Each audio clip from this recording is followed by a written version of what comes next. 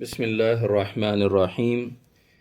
وعن المسور بن مخرمة رضي الله عنه قال لما طعن عمر جعل يألم فقال له ابن عباس وكأنه يجزعه يا أمير المؤمنين ولا كل ذلك.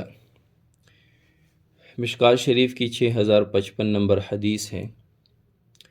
باب مناقب عمر رضی اللہ عنہ چل رہی ہے اور اس باب کی یہ آخری حدیث ہے۔ حضرت مسور ابن مخرمہ رضی اللہ عنہ فرماتے ہیں لما طعن عمر، جب حضرت عمر رضی اللہ عنہ کو مارا گیا، یعنی آپ رضی اللہ عنہ کو نیزہ مارا گیا، جعل یعلم، حضرت عمر رضی اللہ تعالیٰ عنہ بے چینی کا اظہار فرما رہے تھے، بے چینی اور بے سکونی کا اظہار فرما رہے تھے۔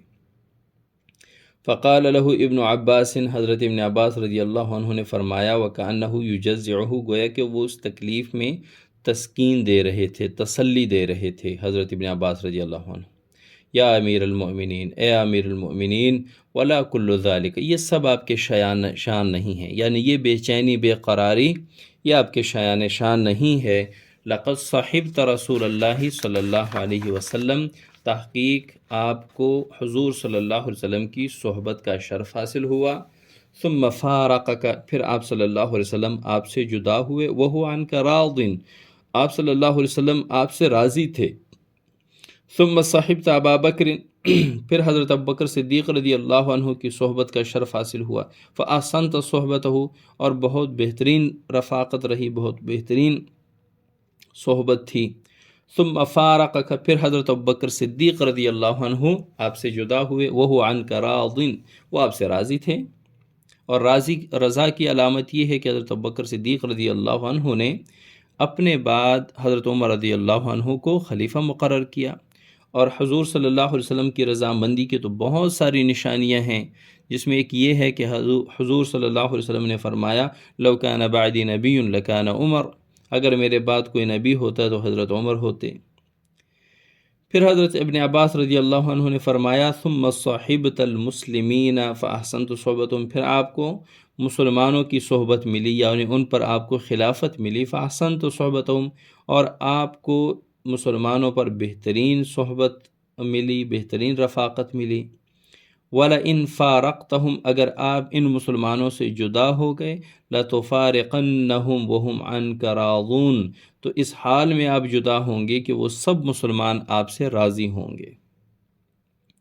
قال، حضرت عمر رضی اللہ عنہ نے فرمایا اما ما ذکرت من صحبت رسول اللہ صلی اللہ علیہ وسلم، جو آپ نے حضور صلی اللہ علیہ وسلم کی صحبت کا ذکر کیا، ورضاہ، اور آپ صلی اللہ علیہ وسلم کی رضا کا ذکر کیا، فإنما ذلك من من اللہ من به علی، یہ تو اللہ تعالیٰ کا ایک احسان ہے جو اللہ تعالیٰ نے مجھ پر کیا۔ واما ما ذکرت من صحبت ابی بکر، اور جب آپ نے حضرت ابوبکر صدیق رضی اللہ عنہ کی صحبت کا ذکر کیا، ورضاہ، اور ان کی رضا کا ذکر، فإنما ذلك من من اللہ من به علی، یہ بھی اللہ تعالیٰ کا احسان ہے جو اللہ تعالیٰ نے مجھ پر کیا، یعنی اللہ تعالیٰ نے مجھ پر احسان کیا کہ اللہ تعالیٰ نے مجھے حضور صلی اللہ علیہ وسلم کی صحبت کا شرف بھی دیا، اور حضرت ابوبکر صدیق رضی اللہ عنہ کی صحبت کا شرف بھی حاصل ہوا، اور دونوں مجھ سے راضی بھی تھے۔ فإنما ذلك من اللہ من به علی، واما ما ترى من جزعی، اور جو آپ میری بے چینی دیکھ رہے ہیں، بے قراری دیکھ رہے ہیں، فهو من اجلک، وہ آپ کے لیے ہے، میں آپ کے سبب بے چین ہوں۔ ومن اجل اصحابک، اور آپ کے دوست احباب کے لیے میں بے چین و بے قرار ہوں۔ واللہ، اللہ کی قسم، لو ان لی طلاع الارض ذهبا، اگر میرے پاس ایک زمین کے برابر سونا ہوتا، لفتدیت به من عذاب اللہ قبل ان رآہ، تو میں اس کو فدیہ کرتا اس سے پہلے کہ میں اللہ کا عذاب دیکھ سکوں، یعنی میں اللہ تعالیٰ کے عذاب سے بچنے کے لیے پورے زمین کے برابر جو سونا ہو وہ سب میں اللہ کے راستے میں خیرات کر دوں، اللہ کے راستے میں فدیہ دے دوں۔ تو اس میں حضرت عمر رضی اللہ تعالیٰ عنہ کی آخری وقت، آخری گھڑی کی حالت بیان ہوئی ہے کہ آخری وقت میں جو حضرت ابن عباس رضی اللہ تعالیٰ عنہ ان کو تسلی دے رہے ہیں، گویا کہ ان کی اس اضطراب کو دور فرما رہے ہیں۔ تو حضرت عمر رضی اللہ عنہ نے آخر میں فرمایا کہ میرا اضطراب کسی اور وجہ سے نہیں ہے، میرا اضطراب تو آپ لوگوں کے لیے ہے کہ آپ لوگ کی فکر کی وجہ سے میں اضطراب کا شکار ہوں۔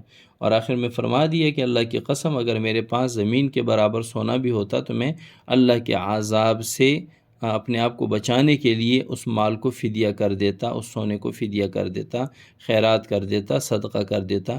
تو اس سے حضرت عمر رضی اللہ تعالیٰ عنہ کی خوف خدا جھلکتی ہے کہ آپ رضی اللہ تعالیٰ عنہ میں کتنا خوف خدا تھا۔